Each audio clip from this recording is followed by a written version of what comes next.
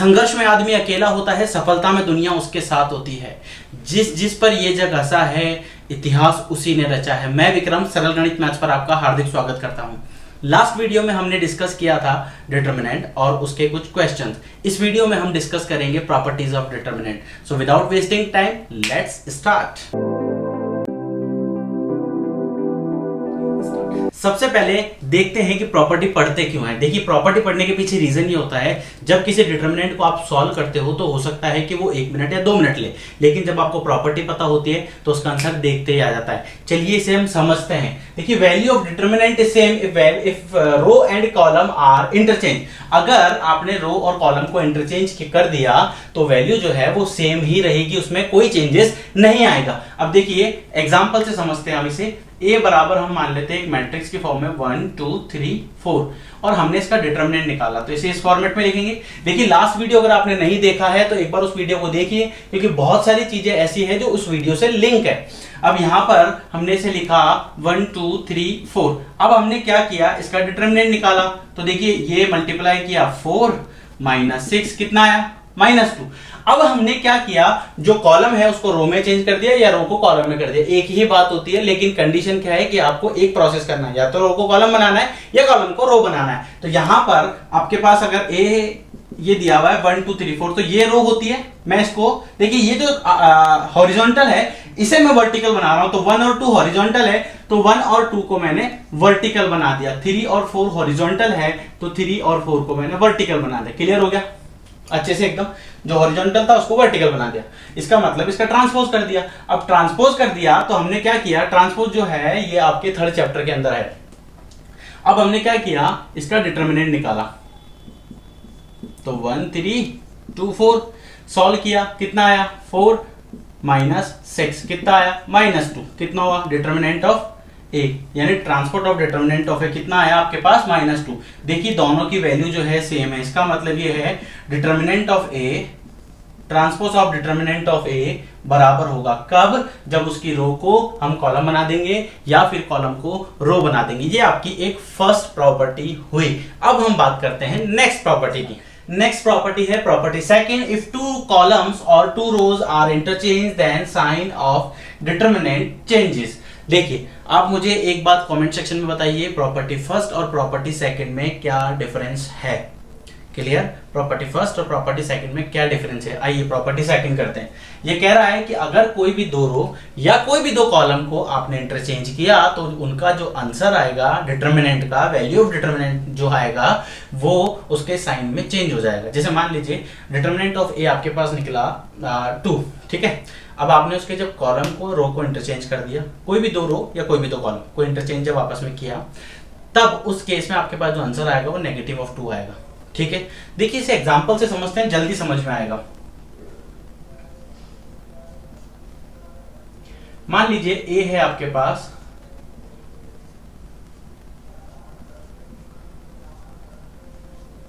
ठीक है, आपने इसका डिटरमिनेंट निकाला। अब इसका डिटरमिनेंट हम निकालते हैं। अगर आपने लास्ट वीडियो नहीं देखा है तो उस वीडियो को जरूर देखिए, क्योंकि मैंने बहुत बेसिक चीजें उसमें आपको बहुत अच्छे से डिस्क्राइब की हुई है। तो देखिए हमने साइन चेंज करे, प्लस माइनस प्लस,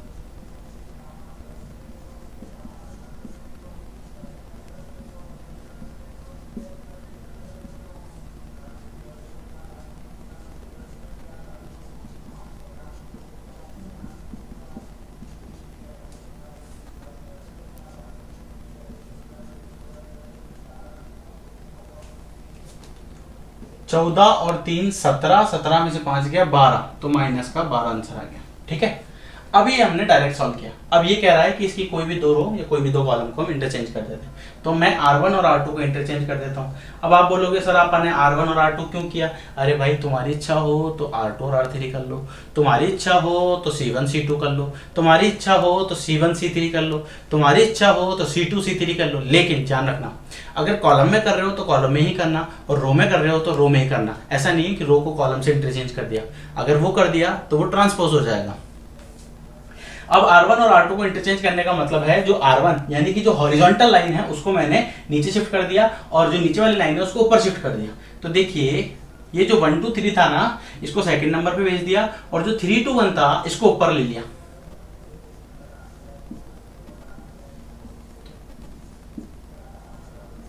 अब इसका डिटरमिनेंट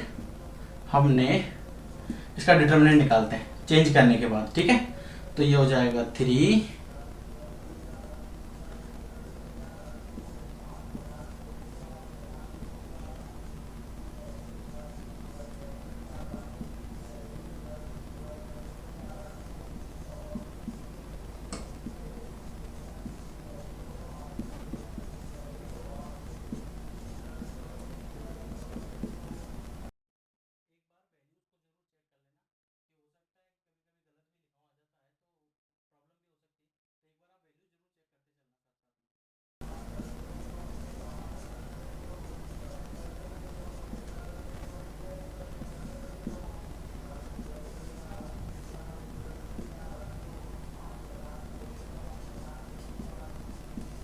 तो 9 से 15 में से 3 गया 12। अब आप देखो आपको क्या मिला था यहाँ क्या मिला 12। इसका मतलब क्या था कि जब भी कोई भी दो रो को या कोई भी दो कॉलम को इंटरचेंज करेंगे तो उसका जो आंसर होगा उसमें माइनस का डिफरेंस आएगा।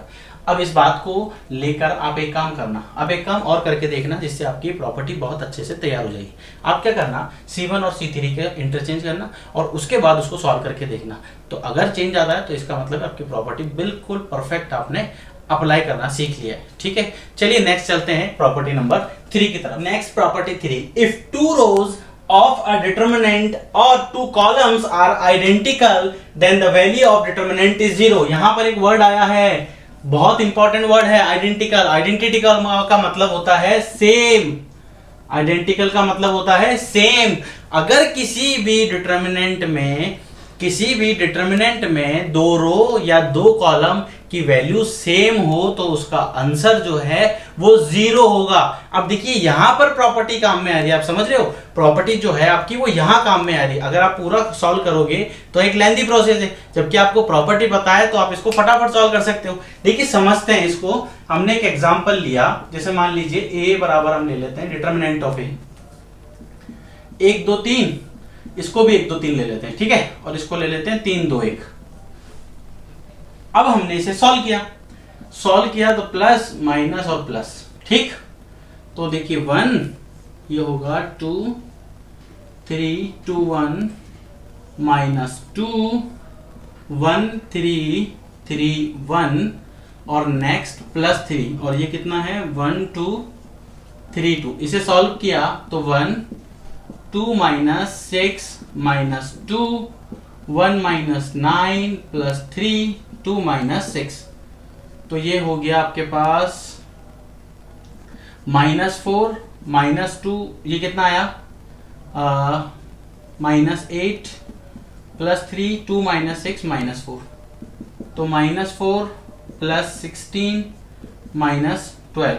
तो 12 और 4 16, और माइनस का 16 और प्लस का 16, कितना आंसर आया 0।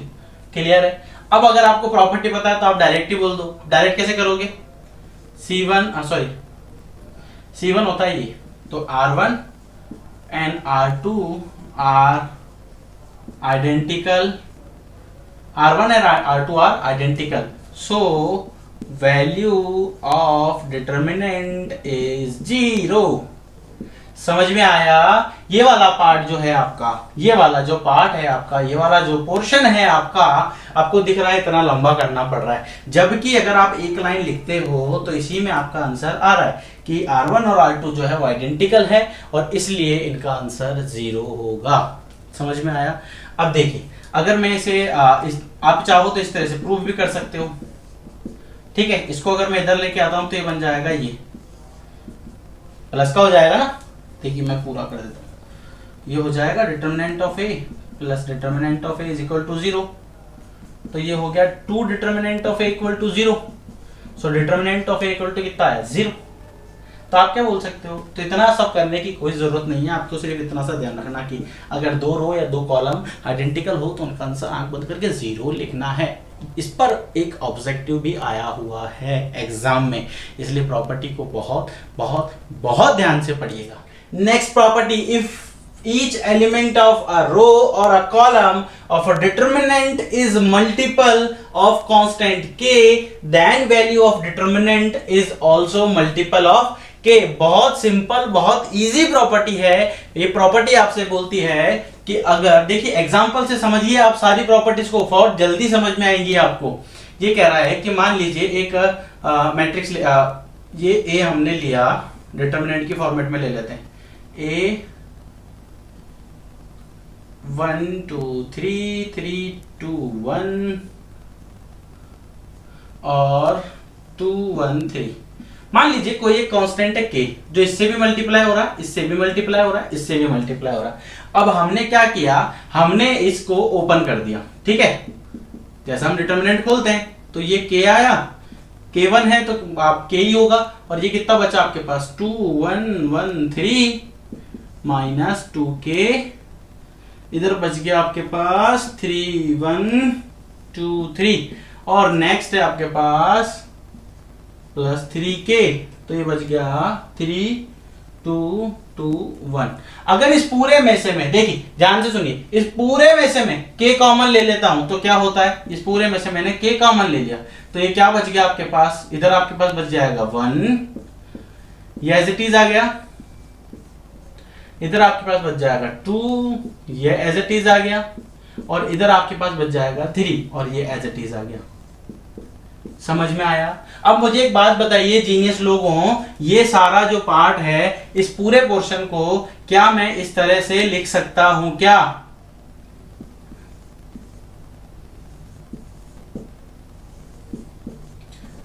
केवल इस पोर्शन की बात कर रहा हूं, इसे मैं इस तरह से लिख सकता हूं क्या? तो इसका मतलब ये हुआ कि कोई भी कांस्टेंट जो है, अगर आप उसको मल्टीप्लाई करोगे अंदर, अंदर का मतलब है डिटर्मिनेंट के अंदर, जब आप उसको मल्टीप्लाई करते हो तो या तो किसी एक रो से मल्टीप्लाई होगा या किसी एक कॉलम से मल्टीप्लाई होता है। समझ में आया? जब भी कोई कांस्टेंट को डिटर्मिनेंट से मल्टीप्लाई करते हैं तो या तो वो किसी एक रो के साथ मल्टीप्लाई होगा या वो कोई एक कॉलम के साथ मल्टीप्लाई होगा। अब यहां पर आप समझ सकते हो हमने क्या करा, देखिए ये पूरा एक इसमें है, ठीक है, यहां तक क्लियर है? एक में रखा, अब इसे हमने सॉल्व करके देखा, ये आया। अब यहां से अगर मैं k कॉमन ले लेता हूं और इसको वापस क्वेश्चन की फॉर्मेट में रख दूं और इसको सॉल्व करूं, देखिए यहां से अगर आप निकालोगे तो भी k मल्टीप्लाई में हो रहा है, और k, और आप यहां पर आप उसको सॉल्व कर रहे हो और फिर k से मल्टीप्लाई कर रहे हो तो भी बात वही पड़ रही। ये तो उसी तरह से हो गया जैसे मान लीजिए ये 2 है, ठीक है, और यहां मैंने लिख दिया 3 + 5, ठीक। अब देखिए क्या है कि 5 और 3 को ऐड करके 2 से मल्टीप्लाई करूं, कितना आया 16। अब अगर मैं इस 2 को इधर मल्टीप्लाई कर दूं तो 2 3 जा कितना हुआ 6, और 2 5 जा कितना हुआ 10, कितना हुआ 16। तो आप यहां देखो ये दोनों एक जैसे हैं, इसका मतलब यह हुआ कि इसे बाद में मल्टीप्लाई करो चाहे पहले मल्टीप्लाई करो, आंसर पे कोई फर्क नहीं पड़ता है। समझ में आया? समझ में आया? तो ये बनता है, लाइक बनता है, बिल्कुल बनता है। चलिए नेक्स्ट चलते हैं प्रॉपर्टी 5th पर। नेक्स्ट प्रॉपर्टी 5, इफ सम और all elements of a row और column of a determinant are expressed as sum of 2 terms, then determinant can be expressed as sum of 2 or more determinant। बड़ा simple सा है। आपको इसने क्या बोला है आपसे, इसने कहा है कि अगर जैसे मान लीजिए a1 + λ1, a2 + λ2 और a3 + λ3 है, ठीक है, तो और ये है b1 b2 b3 c1 c2 c3। तो इस पूरे को आप इस तरह से लिख सकते हो जैसा मैं अभी लिख रहा हूं, a1 a2 a3 b1 b2 b3 C1 C2 C3 plus λ1 λ2 λ3 B1 B2 B3 C1 C2 C3। बड़ा सिंपल सा है। इसने क्या कहा कि कोई अगर आपके पास डिटर्मिनेंट है वो इस फॉर्मेट में लिखा हुआ है तो आप उसे तोड़ के इस तरह से लिख सकते हो।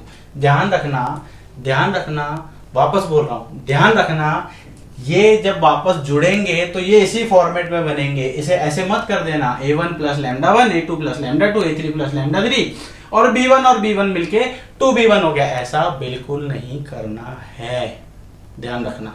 अगर इससे ये बन रहा है तो इसका मतलब इससे वापस ये ही बनना चाहिए। समझ में आया? इससे अगर ये बन रहा है तो इससे वापस ये ही बनना चाहिए। ये क्लियर है? अगर इसका एक एग्जांपल देखते चलो।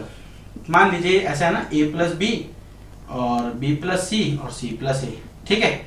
ये A B C A, ठीक है? तो अब आपको क्या करना है, ये जो A प्लस बी है ना, इसको आप तोड़ सकते हो। कैसे? इसको आप ऐसे तोड़ सकते हो, A B C और A B C A plus B C A B C A। अब मुझे बताइए, अगर आपने ये वीडियो को ध्यान से देख रहे हो तो मुझे इसका आंसर कमेंट सेक्शन में बताइए। मुझे तो दिख रहा है, देखिए। चलिए मैं आपको हिंट देता हूँ। क्या कोई दो रो या कोई भी दो कॉलम सेम है तो उसका आंसर क्या होता है, यानी उसका डिटर्मिनेंट कितना होता है? कमेंट सेक्शन में बताइए जरूर। चलिए, ये समझ में आया। अगर कोई इस तरह से लिखा हो तो उसे इस तरह से तोड़ा जा सकता है। ये क्लियर हुआ? ये हुई आपके पास प्रॉपर्टी नंबर 5। नेक्स्ट हम बात करेंगे प्रॉपर्टी नंबर 6 की, तो बने रहिएगा हमारे साथ। Last property 6, if each element of any row or column of a determinant, the equimultiples of corresponding elements of other row or column are added, then value of determinant remains the same. That is, if we apply the operation, यहाँ ये R represent कर रहा है रो को और ये C represent कर रहा है कॉलम को। क्लियर हुआ? अब ये जो लिखा हुआ है बहुत खूबसूरत सा, इसका मतलब है कि अगर किसी भी डिटर्मिनेंट में, किसी भी रो में, किसी डिटर्मिनेंट के किसी रो में जब हम किसी दूसरी आपके पास अगर रो है और उस रो को किसी कांस्टेंट से मल्टीप्लाई करके ऐड किया जाता है या सब्ट्रैक्ट किया जाता है तो उसकी वैल्यू पर कोई फर्क नहीं पड़ता है। इसे हम एग्जांपल से समझेंगे, ठीक है? और इसके बाद हमारे पास एक लास्ट प्रॉपर्टी और बची है, वो भी मैं आपको बता देता हूं। लास्ट प्रॉपर्टी है आपके पास प्रॉपर्टी 7। प्रॉपर्टी 7 कहती है, if all elements of any determinant, all elements बोल दो या बोल दो एनी रो बोल दो या आप बोल सकते हो एनी कॉलम। जैसे अगर 1 2 3 या तो ऐसा ABCDEF, किसी भी डिटर्मिनेंट में अगर उसका कोई भी एक रो, कोई भी एक कॉलम के सभी एलिमेंट अगर 0 हुए तो उसका आंसर जो है वो हमेशा कितना आएगा? 0। ये आपको डायरेक्ट बताना है। किसी डिटर्मिनेंट में अगर कोई भी रो या कोई भी कॉलम 0 हुआ पूरा तो उसका आंसर 0 होगा। सो बने रहिए हमारे साथ। वीडियो पसंद आया लाइक कीजिए, शेयर कीजिए, सब्सक्राइब कीजिए, कमेंट कीजिए और सबसे इंपॉर्टेंट बात, नेक्स्ट वीडियो का वेट कीजिए क्योंकि नेक्स्ट वीडियो के अंदर टोटल हम प्रॉपर्टीज बेस्ड क्वेश्चन सॉल्व करेंगे। बिल्कुल, और बने रहिएगा हमारे साथ।